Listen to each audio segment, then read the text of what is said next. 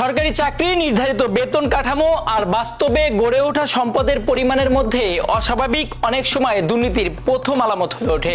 সড়ক ও জনপথ অধিদপ্তরের সিলেট জোনের আওতাধীন সুনামগঞ্জ সড়ক বিভাগের নির্বাহী প্রকৌশলী মোহাম্মদ আহাদুল্লাহর ক্ষেত্রেও ঠিক তেমনই একাধিক প্রশ্ন সামনে এসেছে।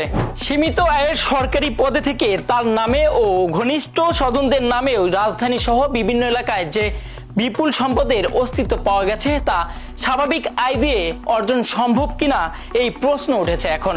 আর তা নিয়েই আমাদের আজকের অনুসন্ধান।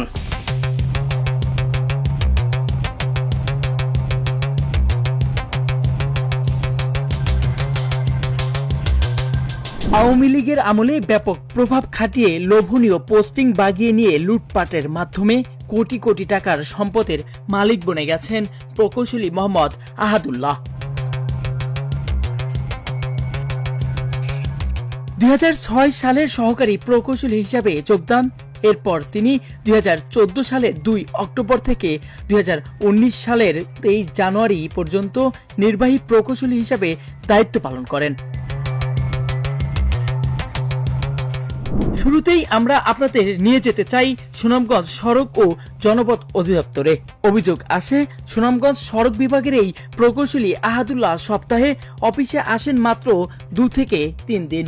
সরজমিনে গিয়ে প্রথমে খোঁজ নেওয়ার চেষ্টা করি এই প্রকৌশলী এখন কোথায়। ডক্টর যে আহাদুল্লাহ উনি আসলে অফিস করে কি করে? আপনি বললেন যে আজকে উনি অফিসে আসছে, কিন্তু অফিসে আসেন। হ্যাঁ, আহাদুল্লাহ নির্বাহী প্রকৌশলী, যার কথা বললেন এটা আপনারা উপরে জানেন, হিসাব আছে না। আপনি তো একটু আগেও বললেন যে উনি অফিসে এসেছে এবং সাইডে গিয়েছে, কিন্তু উনি তো এখন সিলেট আছে এয়ারপোর্টে। তো আমি জানি না, তো সাইটে যাইবে না, আমার সব ওটাই তো লাভ হবে না। না, আপনি তো বললেন, এই মুহূর্তে বললেন, আমরা জিজ্ঞেস করলাম আপনাকে, আপনি বললেন যে উনি সিলেটে আছে।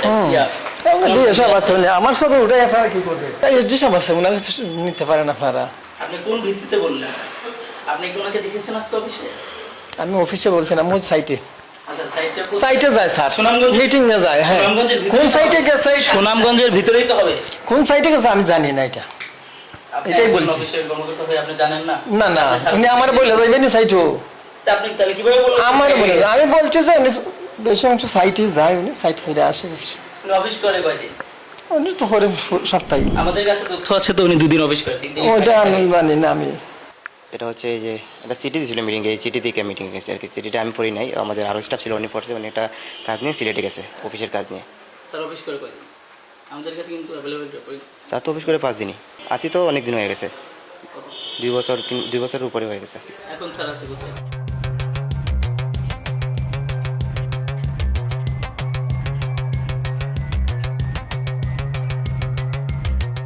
সুনামগঞ্জ সড়ক ভবনের কর্মকর্তা জানান বাইরে ভিজিটে গিয়েছেন তিনি, অথচ 2 ঘন্টা পর গোপন সূত্রে জানতে পারি তিনি ঢাকার লালমাটিয়ায় অবস্থান করছেন। তাহলে সুনামগঞ্জ থেকে 2 ঘন্টায় কিভাবে তিনি ঢাকায় পৌঁছে গেলেন, এমন প্রশ্ন রয়ে গেল।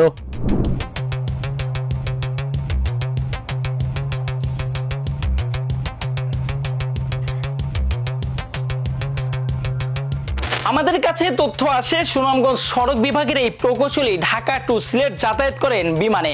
সপ্তাহে 2 দিন বিমানে যাতায়াত করলেও তার আপ ডাউন অ্যাভারেজ প্রায় 12,000 টাকা খরচ হয়। 1 মাসে তার ঢাকা থেকে বিমানবন্দরে যাতায়াত খরচ হয় প্রায় 96,000 টাকা। ডক্টর মোহাম্মদ আহাদুল্লাহ একজন প্রকৌশলী। তিনি সুনামগঞ্জ জেলার সড়ক বিভাগে রয়েছেন। শুধু সড়ক বিভাগে থেকেই নয়, তার এরকম এই পূর্বাচলের মতো জায়গায় প্লট রয়েছে প্রায় 3 থেকে 4টি, এবং তার ঢাকার লালমাটিয়ায়ও রয়েছে একটি বিলাসবহুল ফ্ল্যাট। শুধু ফ্ল্যাটেই তিনি ক্ষান্ত হননি, তার এই ফ্ল্যাটের বাইরেও রয়েছে ভুরি ভুরি সম্পদ। এই অনুসন্ধানের শুরুতেই সামনে আসে পূর্বাচল নতুন শহর প্রকল্পের একটি বিতর্কিত প্লট। পূর্বাচলের 17 নম্বর সেক্টরের 303 নম্বর সড়কের 34 নম্বর প্লটটি বর্তমানে তার স্ত্রী সরণী হকের নামে রয়েছে বলেও অনুসন্ধানে পাওয়া গেছে। প্রায় 5 কাঠা আয়তনের এই প্লটটির বাজার মূল্য প্রায় কয়েক কোটি টাকা। প্লটটি প্রথমে আহাদুল্লাহ নিজে তার শাশুড়ি নীলুফা হকের নামে কেনেন। পরবর্তীতে 2020 সালে হেবা দলিলের মাধ্যমে সেটি নিজের স্ত্রী সরণী হকের নামে নামজারি করা হয়।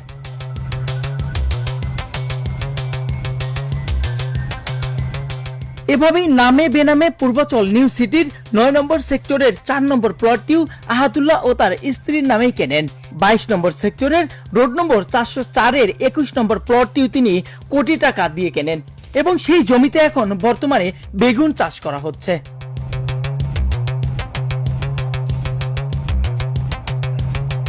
অভিযোগ রয়েছে আয় বহির্ভূত ও সন্দেহজনক উৎসের অর্থেই অর্জিত সম্পদ আড়াল এবং বৈধতার আবরণ দিতে পরিকল্পিতভাবে আত্মীয় স্বজনের নামও ব্যবহার করছেন তিনি। দুর্নীতি দমন সংশ্লিষ্ট মহলের মতে সরকারি কর্মকর্তাদের অবৈধ সম্পদ গোপনের ক্ষেত্রে এটি একটি পরিচিত কৌশল।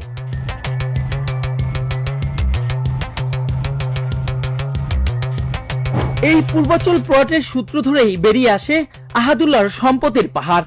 রাজধানীর এলিফ্যান্ট রোড ও ধানমন্ডির লালমাটিয়ায় তার পরিবারভুক্ত ব্যক্তিদের নামে রয়েছে একাধিক ফ্ল্যাট ও ভবন। লালমাটিয়ার বিটিআই ফেয়ারভিউ ব্লক বির 2/4 ভবনের ফ্ল্যাটেও তথ্য মিলেছে। এছাড়াও উত্তরায়ও রয়েছে তার নামে ও ঘনিষ্ঠদের নামে একাধিক ফ্ল্যাট।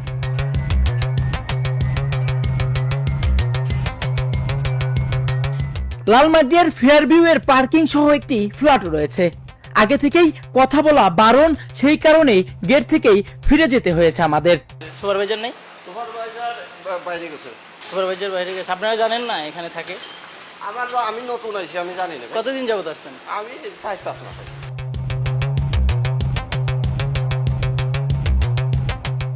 আবুল কালাম আজাদ ভাই বলছেন? অনফেয়ার বিল্ডিং এর আপনি তো সুপারভাইজার না? আচ্ছা, আপনার এইটা কে থাকে? হ্যাঁ, আপনি কি বলছিলেন? আমি সাংবাদিক রাকিব আলী বলছিলাম, ঢাকা জার্নাল থেকে। বলেন কি কারণে? আমাকে জাস্ট এই তথ্যটা একটু দিবেন যে এইটা কে থাকে আপনাদের? কে থাকে এটা আমি জানি না। হ্যাঁ, কনফার্ম না, আমি তো আপনাদের বিল্ডিং এর সামনে আছি, আপনার সিকিউরিটি গার্ড আছে এখানে। এটা আমি সঠিক বলতে পারতেছি না। শীট বা কোনো রেজিস্টারের মধ্যে এন্ট্রি এরকম কোনো কিছু আমাদের এখানে হয় না। হ্যাঁ, অনুসন্ধানে আরো জানা গেছে ঢাকার অন্তত 4টি আবাসন প্রকল্পের নামে বেনামে তার 15টিরও বেশি প্লট রয়েছে। অভিযোগ রয়েছে এসব সম্পদের একটি বড় অংশই আয়কর নথি বা সরকারি সম্পদ বিবরণীতে সঠিকভাবে প্রতিফলিত হয়নি। শুধু ফ্ল্যাট আর প্লট ক্রয় করেই তিনি থেমে থাকেননি। প্রকৌশলী আহাদুল্লাহ তার স্ত্রীর নামে কিনেছেন 2টি প্রায় 1 কোটি টাকার বিলাসবহুল জিপ গাড়ি। এ বিষয়ে তার বক্তব্য জানতে অফিসে গিয়েও তাকে পাওয়া যায়নি। মুঠোফোনে কল করা হলেও তিনি কোনো সাড়া দেননি।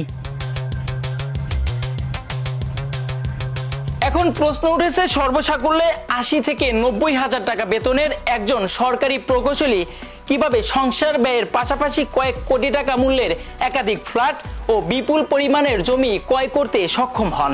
এখানেই শেষ নয়, ডক্টর প্রকৌশলী আহাদুল্লাহর আরো কুকীর্তি এবং দুর্নীতির ফিরিস্তি নিয়ে তুলে ধরবো দ্বিতীয় পর্বে। সে পর্যন্ত সঙ্গেই থাকুন ঢাকা জার্নালের ইনভেস্টিগেশনে।